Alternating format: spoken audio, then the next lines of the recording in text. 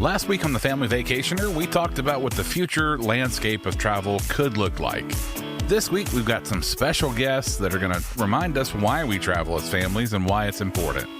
Episode 18 starts right now. Welcome to the Family Vacationer with Rob and Danny. The go-to podcast for families on the move. Welcome, friends. I'm Danny. And I'm Rob. And this is the Family Vacationer, episode 18. So a few episodes ago, Rob interviewed Stacy Cabell, owner of Star Stuff Travel, about the future of travel as the world tries to rebound from COVID-19. So definitely recommend you go back and listen to that episode and hit subscribe so you don't miss an episode of the Family Vacationer. Now, this week we have some special guests to remind us of why family travel is important. You know, Dan, we've talked in the past about how family travel strengthens the bonds in families. It also teaches our children how valuable accumulating memories are as opposed to just collecting a bunch of junk. Many studies have shown that family travel encourages independence, self-confidence, and the development of interpersonal skills, among many other positives. So, Danny, I thought it'd be fun, hopefully, to bring our daughters on the show to talk about their memories of our family vacations. So joining us now are Danny's daughters, Gracie and Zoe, and my daughter, Ruthie. Welcome, ladies. Hi. Hi. All right, well, let's get started talking about your earliest memories of vacationing with the family. Ruthie, let's start with you. What's your first memory? My first memory is probably when we went to Disney. It was my parents. Shocking, right, Dan? Yeah, I was about to say, shocking. It was my parents' honeymoon, and I got to go, and it was the coolest thing ever. I remember dressing up as princesses and meeting all the princesses and the fun characters, and it was just a really awesome experience, and especially to be there with my... So let me roll back there, because I got a lot of people made fun of me for taking my daughter, and I actually took my in-laws and my parents on our honeymoon, but the way it worked, my wife, yeah, you're like, what? My wife and I went down for 5 days, and when I met Tracy, Ruthie was 4, and so, you know, we were blending a family, and we thought it'd be fun to have everybody come down, you know, after we had 5 days on our own to do our own thing, and so Ruthie got in a plane for the first time. You were 5 by then, right? Mm-hmm. And flew down with my parents and Tracy's parents, and so we had just a week of fun at Disney. I mean, originally, believe it or not, Dan, I wanted to go to St. Lucia, but my wife wouldn't get in the water. Oh, come on. And so I'm like, I'm not going to pay for St. Lucia if I can't get in the water. So she's scared of the ocean. Yeah, she's not Oh, you're kidding. No, it's so, anyway.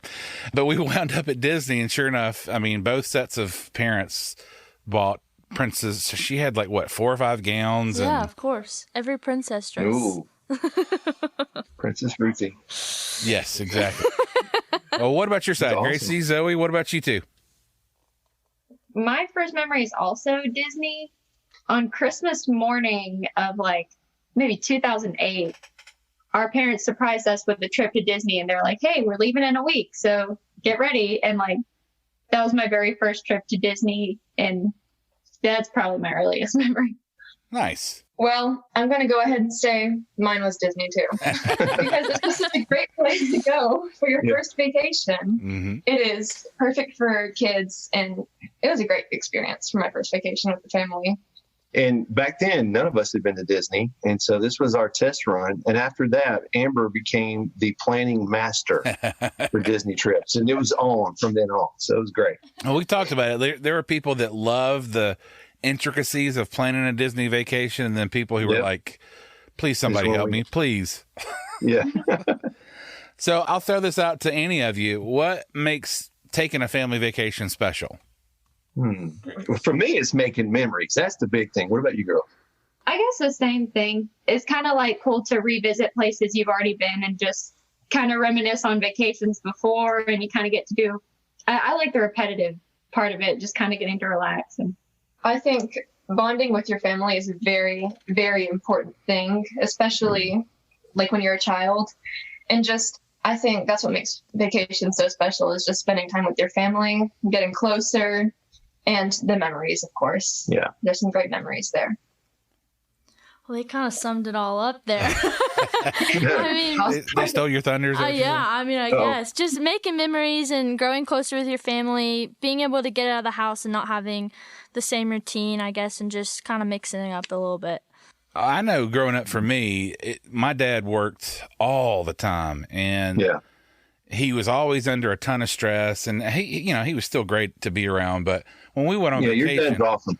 Well, thank you. When we went on vacation, he kind of got to relax, and it was fun to see him in a different light, and be able to hang out, and hopefully it's the same when we go. It's a little more relaxed, and then you guys were talking about the repetitive nature of it. I think like we've gone to the Gulf Coast forever, and it's cool to revisit those same places and just recall all the memories that are attached to it. And I think that talking about Disney, I think that's important. With Disney sells nostalgia as much as they sell anything, right? Because definitely. When I went for the first time, with Ruthie, I remembered the first time that I went with my parents. So and for us, a lot of the travel that we've done has centered around watching Ruthie play soccer.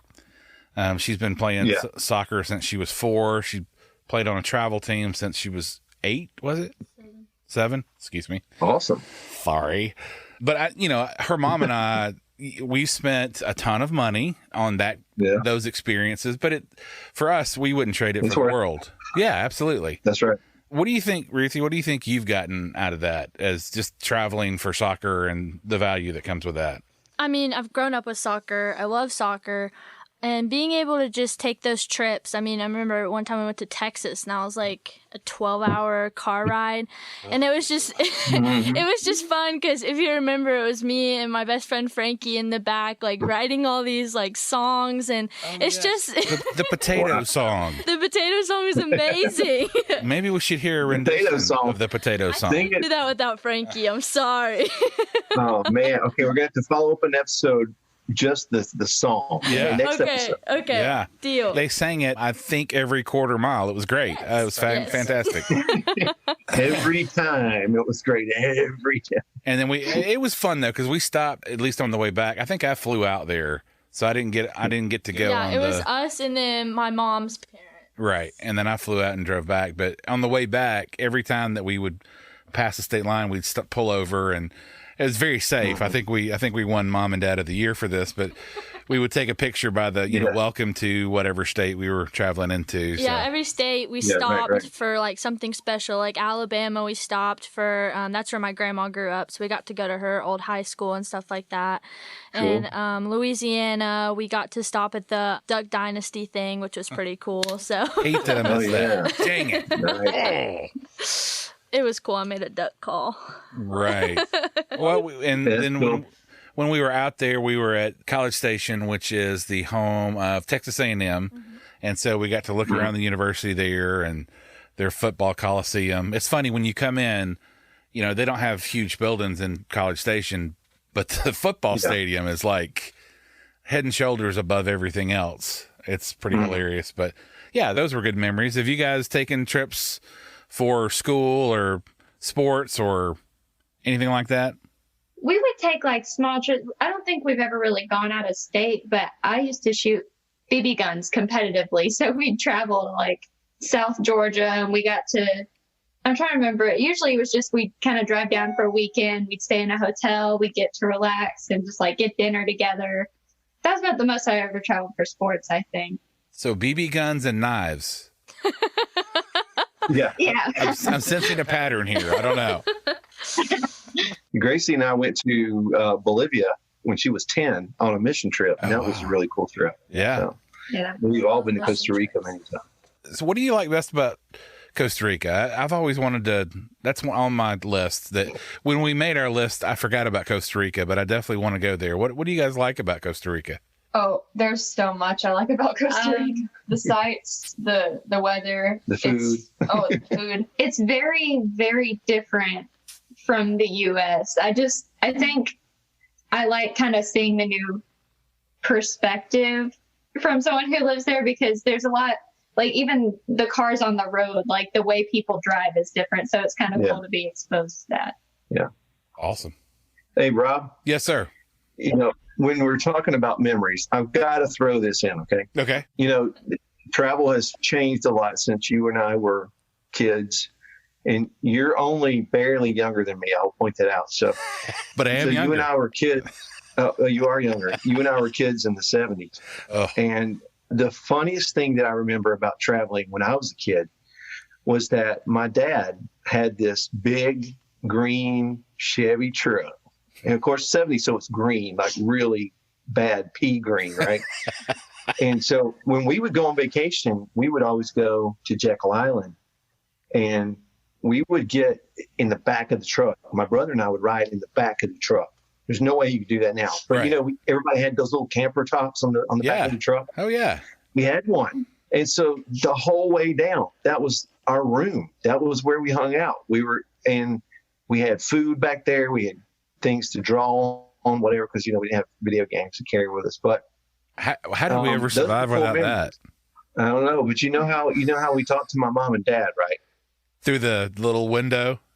No. It's the 70s, man. CB radio. It's, I need to talk to my mom with like break, there's little Dan in the back, so then you talk to your parents up through CB. Of course, my brother and I, we're trying to radio all the truckers driving by. Right. Too. So, I mean, which I bet they love that. Oh, we got some conversations, let me tell you. So those are good memories. Well, since you brought that up, when we're talking about traveling, it's a little bit of a different experience when you're traveling with like your extended family, grandparents, aunts, uncles. I know we did a lot of that growing up, and we've done that with our kids. So, ladies, what do you enjoy about those kind of experiences versus just like your core family? For me personally, we went to Outer Banks for my senior trip, and like half my family went like out to the third cousins. Wow. And we all just kind of got to hang out in this big house, and there was like a hammock and a pool, and we all just got to, be together and play games every day. It was a lot of fun. That was awesome. That's kind of what happened to me for my senior trip. It was my parents, me, my grandparents, and my aunt, my uncle. And it was just like, yeah, I'm a senior and I'm going to college, but I got to spend that with my family, like the last few moments of me kind of just being a teenager, and it was awesome. I wasn't, distracted by my friends and stuff, but I got to be there with my family, and I just thought that was super special. That is cool. Yeah, and I got to be the bouncer and not let any boys get close. It's a win-win for all of us, I thought. That was true. Yeah. Ruthie's smarter than that, right? Of course. Yeah, she just sends, hey, Dad, can you go to the room? I need to get some blah, blah, blah. And then I'm like, okay, sure. Oh, and then I realize, she's probably trying to hit on some boy. I never did that. Promise. Promise. Right. Scout's honor. Yeah, you're crossing your fingers. So, any places that you ladies would like to travel to with your family in the future, and why those places? Well, Ruthie's got a lot of places on her personal list. Yes, but personally, I want to be a missionary, and I want to just once I get out of college and graduate, I just want to travel everywhere. I already see your mom crying. That's great. Yes, she's gonna bawl. Yeah. But as a family, are there places that you want us to go? I know you're tired. She's tired of Disney World. I would go tomorrow if they would open. I am very tired of Disney World. We've gone there every year since, I was 5, so.